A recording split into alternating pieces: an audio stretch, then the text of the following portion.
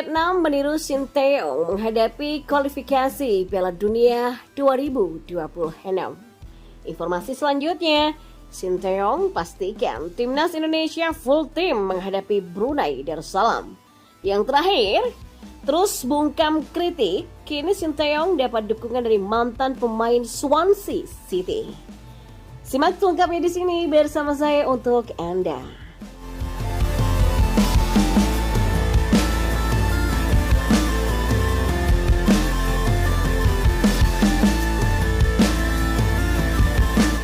Di informasi yang pertama, tidak seperti Indonesia yang belum mengumumkan skuad kualifikasi Piala Dunia 2026, Vietnam sudah mengumumkan skuad yang akan dibawanya.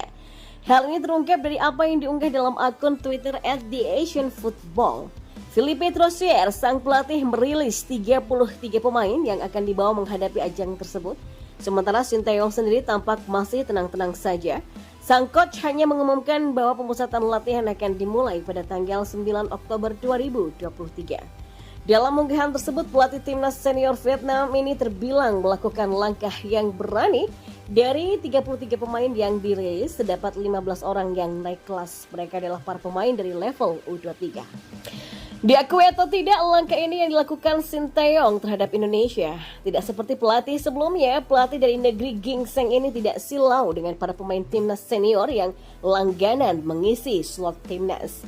Manakala dalam pandangan Sinteyong, pemain tersebut sudah tidak memenuhi standarnya, tanpa sungkan-sungkan akan dipinggirkannya.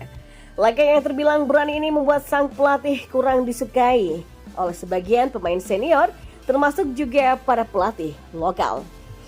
Langkah cuci gudang Sinteyong ini ternyata membuat dampak positif bagi tim. Terbukti banyak muka-muka baru dalam tubuh timnas. Sedang mereka yang selama ini menjadi langganan timnas sudah tidak terlihat lagi. Langkah Philippe Troussier ini pun terbilang berani, sebab bagaimanapun juga laga yang akan dihadapi pastilah berat. Bersaing dengan Irak jelas berat. Faktanya dalam ajang Asian Games kemarin, para pemain U24 Vietnam menjadi bulan-bulanan Arab Saudi dan juga Iran. Tapi melihat 33 nama yang dirilis oleh pelatih Vietnam tersebut, rasanya ini bukan harga mati. Sebab pada akhirnya hanya akan ada 22 pemain yang akan masuk dalam skuad. Rilis 33 nama tersebut boleh jadi sebagai tahap seleksi. Perlu diketahui bahwa dalam FIFA Matchday edisi Oktober, Vietnam telah mengagendakan 3 laga. Lawan-lawan yang dipilih pun bukan kaleng-kaleng. Timnas Vietnam akan menghadapi Uzbekistan, China, dan juga Korea Selatan. Uji coba itu sendiri dalam rangka menghadapi kualifikasi Piala Dunia 2026. Lewat uji coba tersebut, sang pelatih akan menentukan para pemain yang akan diturunkan nanti. Di informasi bola yang lainnya, FIFA telah merilis jadwal pertemuan timnas Indonesia melawan Brunei Darussalam pada 12 Oktober nanti. Pertandingan tersebut dihelat dalam rangka kualifikasi Piala Dunia 2026.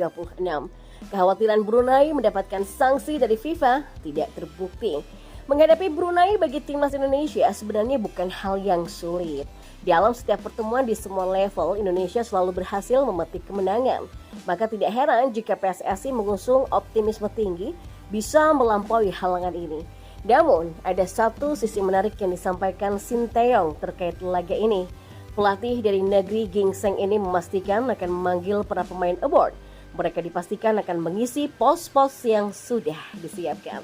Demikian juga dengan para pemain dari dalam negeri. Laga yang dilaksanakan saat FIFA Matchday ini memungkinkan Sinteyong dapat memanggil semua pemain yang diinginkan. Klub diwajibkan untuk melepas pemainnya manakala dibutuhkan timnas. Mendengar ungkapan Sinteyong, terbayang timnas Indonesia kali ini akan tampil dengan performa yang ideal. Jauh berbeda dengan saat sang coach membuat timnas Indonesia U23 menjalani laga Piala AFF U23 yang lalu. Keberadaan para pemain pilihan ini akan memberikan gambaran skuad Indonesia sesungguhnya. Sehingga otomatis akan terjadi persaingan antar pemain dalam tim untuk memperebutkan posisi. Nah, dalam beberapa pengamatan, penggunaan kekuatan penuh dalam laga ini terkesan berlebihan. Pasalnya hanya Brunei yang dihadapi. Tapi bagi Sinteyong bukan urusan Brunei yang dihadapi. Akan tetapi, laga ini diharapkan dapat menumbuhkan chemistry antar pemain.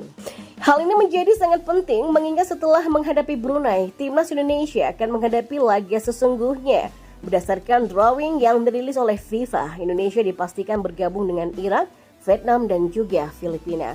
Pada laga yang akan dihelat pada bulan November 2023 ini, dipastikan Sinteyong akan dipaksa memutar otak untuk melewati fase grup ini dan tampak di depan mata bahwa Irak dan Vietnam dipastikan akan menjadi ancaman untuk lolos dari fase grup. Ya, berbekal hal ini maka laga melawan Brunei dapat dianggap sebagai pemanasan menuju fase grup. Dan selama laga tersebut digelar, paling tidak Sinteyong dapat meracik strategi serta menempatkan para pemain pada posisi yang seharusnya. Dan di informasi yang terakhir, pelatih timnas Indonesia Sinteyong kerap mendapatkan kritikan karena tidak mampu memberikan gelar. Namun, di sela-sela banyaknya kritikan, pelatih asal Korea Selatan tersebut mendapatkan dukungan, salah satunya dari bek Jordi Amat. Menurut mantan pemain klub Liga Inggris Swansea City ini, Sinteyong sangat bisa untuk membawa Indonesia ke arah yang lebih baik. Persiapan kami positif. Pelatih Sinteyong sangat mendukung dan dia yakin kami bisa melakukannya. Ini semua soal performa di lapangan, melaksanakan rencana permainan kami dan mencapai tujuan kami, kata Jordi Amat. Selanjutnya Indonesia akan berlaga dalam ajang kualifikasi Piala Dunia 2026 melawan Brunei Darussalam. Jordi Amat menilai bahwa laga ini sangat krusial. Kami sepenuhnya menyadari tantangan ke depan.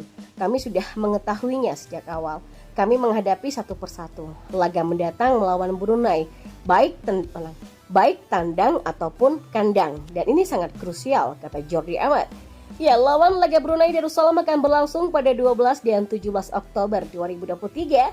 Dan setelahnya jika berhasil menang, maka Indonesia ditunggu oleh beberapa tim kuat Asia seperti Irak, Vietnam, dan juga Filipina. Sementara itu, Jordi Amat telah berhasil membawa klubnya saat ini Johor Darul Ta'zim atau JDT menjadi juara Liga Malaysia.